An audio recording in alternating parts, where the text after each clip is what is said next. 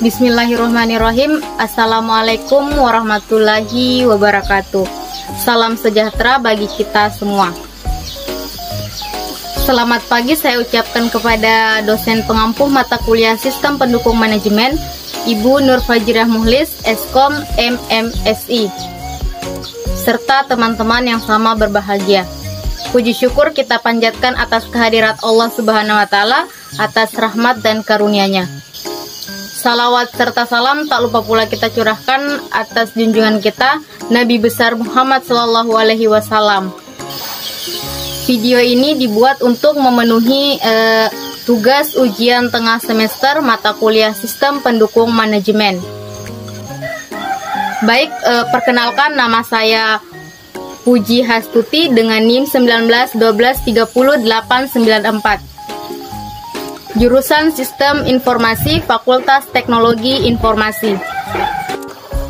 Baik, langsung saja kita masuk ke soal nomor 1, yaitu jelaskan perbedaan dari Manajemen Information System atau disingkat dengan MIS, kemudian Decision Support System atau disingkat dengan DSS, kemudian Executive Information System atau disingkat dengan EIS, kemudian Group Support System atau disingkat dengan GSS, serta berikan contoh penggunaannya masing-masing. Baik, kita masuk ke yang pertama, yaitu Manajemen Information System atau disingkat dengan MIS, di mana Manajemen Information System ini adalah sebuah sistem atau proses yang menyediakan informasi yang diperlukan untuk mengelola organisasi secara efektif dalam suatu aplikasi sistem informasi yang menyediakan laporan informasi terpadu bagi pihak manajemen. Kemudian penggunaan Manajemen Information System. Yang pertama ada server, kemudian yang kedua ada percobaan laboratorium, kemudian yang ketiga ada studi kasus, kemudian yang keempat ada model matematis, kemudian yang kelima ada konseptual model, kemudian yang keenam ada spekulasi, kemudian yang ketujuh ada sastra analisis, kemudian yang kedelapan ada field study, kemudian kesembilan ada wawancara, kemudian yang kesepuluh adalah ada penelitian perpustakaan. Berikut adalah sebuah contoh arsitektur Manajemen Information System.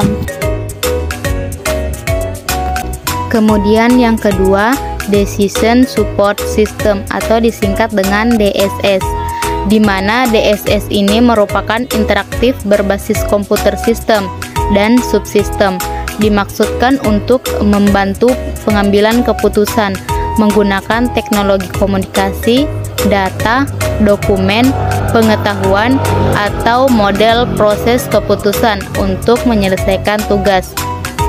Tujuan digunakan sistem ini ialah sebagai bahan pertimbangan sebelum seorang manajer memutuskan kebijakan tertentu.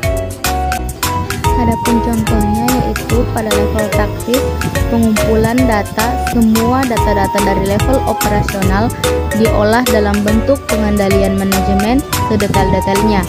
Yang pelaporan data-data tersebut, informasi datanya akan dilaporkan kepada level strategi untuk pengambilan keputusan, dan tugasnya mengawasi beberapa unit kerja dan menerapkan rencana sesuai dengan tujuan dan tingkat yang lebih tinggi. Tingkat ini diduduki oleh manajer-manajer cabang dari tiap-tiap fungsi dari level operasional.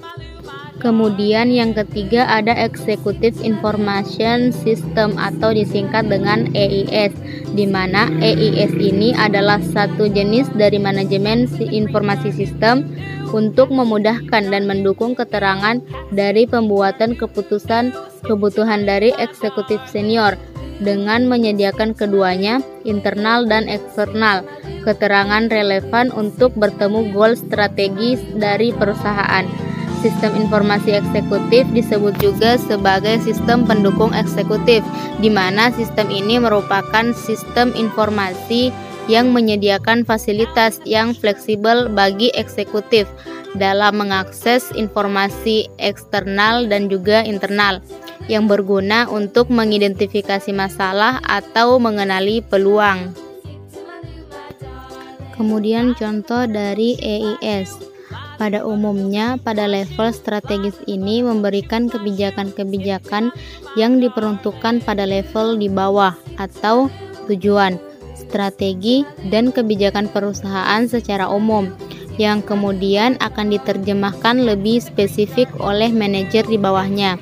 Contoh dari tugas-tugasnya ialah membuat kebijakan mengenai rencana perluasan atau expansion, kebijakan mengenai kesejahteraan kerakyatan, dan menetapkan besarnya penjualan yang dicapai.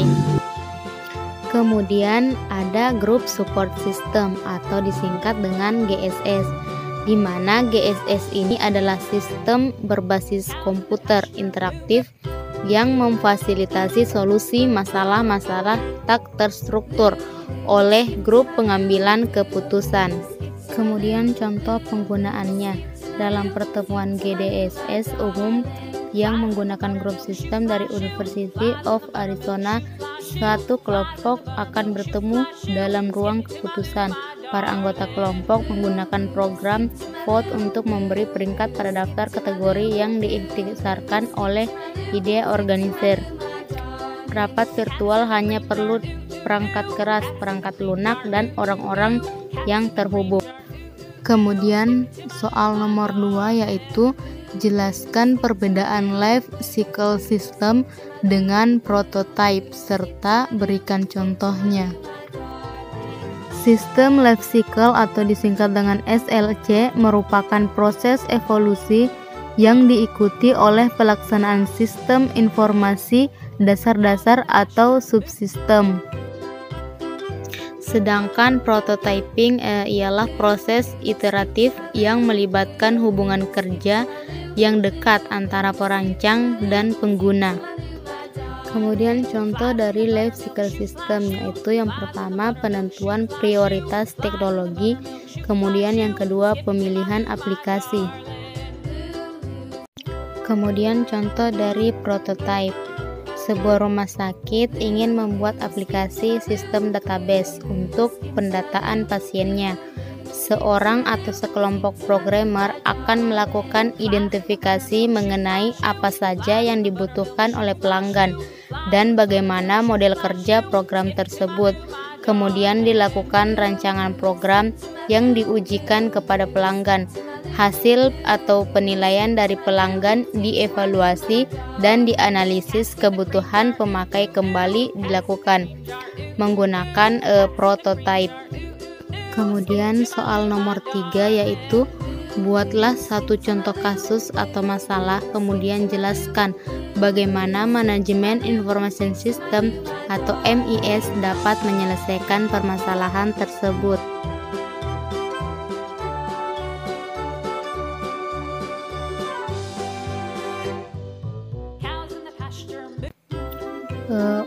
Pada contoh yang saya ambil yakni pada PT Vina Air Mineral yang berada di Desa Lapapao, Kecamatan Wolo. PT Vina Air Mineral ini merupakan perusahaan yang berusaha untuk memanfaatkan perkembangan teknologi dan sistem informasi dalam strategi pengembangan bisnisnya, di mana sistem informasi yang dibutuhkan oleh perusahaan manapun, termasuk PT Vina Air Mineral ini. Kemudian untuk memproses data yang digunakan dalam kegiatan operasional bisnis, sistem pendukung operasi semacam ini menghasilkan berbagai produk informasi yang dapat digunakan para manajer untuk membantu pengambilan keputusan. Pemrosesan lebih lanjut oleh sistem informasi manajemen biasanya masih tetap dibutuhkan.